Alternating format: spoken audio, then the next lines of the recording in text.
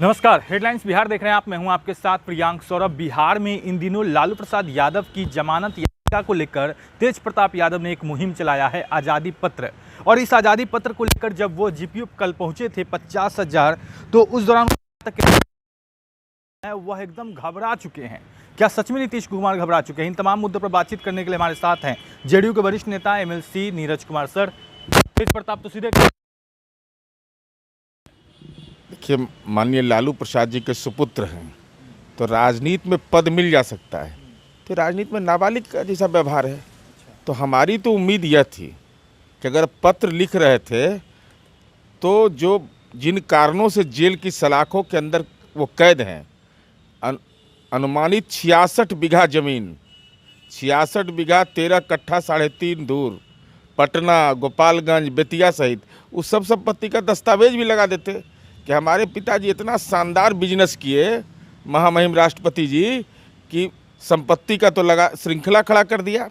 ये राजनीति में नाबालिग व्यवहार है ना भाई। डॉक्टर भीमराव अंबेडकर ने इस देश के अंदर संविधान बनाया है और लोकतंत्र लोकलाज से चलता है। लज्जा नहीं लगता है बोलने में?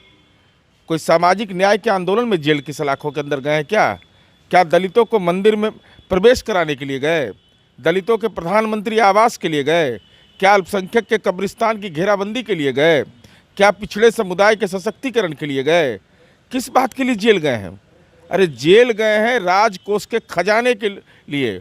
और भ्रष्टाचार के खिलाफ इस देश के अंदर क्या मानक स्थापित होगा? विधायिका का अपमान है सीधे तौर पर। ये आप माननीय विधायक हैं, आपको अपनी हैसियत का ज्ञान है कि नहीं? आप शपथ लेते हैं संविधान का, तो सदन के अंदर शपथ लेते हैं कि हम संविधान की रक्षा करेंगे। तो संविधान क्या कहता है कि न्यायपालिका जिसको सजा मुकर्रर कर दे उसको महामहिम राष्ट्रपति के यहाँ पत्र लिख रहे हैं। ये केवल आपसी प्रतियोगिता है दोनों भाई में। मूल सवाल यही है। अरे भाई, ये पढ़ा लिखा है, ये बड़ा बेटा है, परंपरा के अनुसार राजनीति में स्थान मिलना चाहिए था। तो ये बेचैनी यहाँ है, तो दवा पेट दर्द कर रहा है, माथा दर्द के दवा से बिहार की जनता के बीच जा रहे हैं।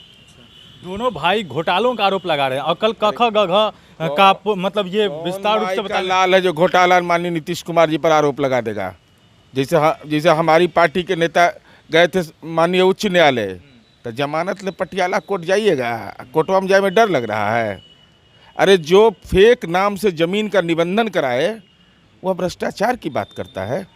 नाबालिग थे आप, कहते दाढ़ी मूछ हमको नहीं हुआ था, तो अब हो गया है ना, तो लौटा दीजिए उन गरीब किसानों का। क्यों नहीं लौटाते हैं उसका? नीतीश कुमार ने जब कख गघ के बारे में कहा तो वो अब कख गघ का कुछ और मतलब बता रहे हैं। ये तो स्पष्ट प्रमाणित हो गया ना कि संविधान के तहत शपथ लेते हैं आप। अगर कख का ज्ञान होता तो महामहिम राष्ट्रपति को पत्र लिखता कोई व्यक्ति? इतना सेंस तो होना ही चाहिए पॉलिटिक्स में।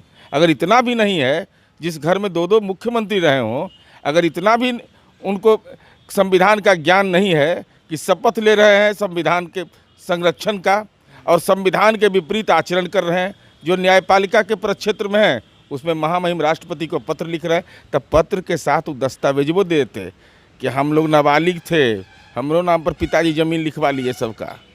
मंत्रिमंडल विस्तार को लेकर विपक्ष ने ये प्रहार किया है कि सारे दागी लोग हैं, इस पर क्या कहेंगे? ये सब और कौन बोल रहे हैं? राष्ट्रीय जनता दल। अरे राष्ट्रीय जनता दल बोल रहा है ना, तब बतावे कि तरुण यादव कौन है, उसकी संपत्ति का क्यों नहीं इन्होंने अपने हलफनामा में जारी किया? खुद उस आचरण को पेश करते दूसरे पर आरोप लगाते हैं। इसलिए सवाल इस बात का है कि कम से कम भ्रष्टाचार, अपराध, ऐसे जो मानक हैं राजनीति के, ऐसे सवालों पर राष्ट्रीय जनता दल को जब प्रतिक्रिया देता है तो जग हंसाई होती है पार्टी की। तो नीरज कुमार हमारे साथ हैं और इन्होंने हमसे बातचीत की है। तेज प्रताप यादव लगातार आज़ादी पत्र लेकर राष्ट्रपति के पास जाने की तैयारी कर रहे हैं। क्या कुछ होता है, तमाम मुद्दों पर बातचीत हुई है। आप बन रहे हेडलाइंस बिहार के साथ, आपका बहुत बहुत शुक्रिया।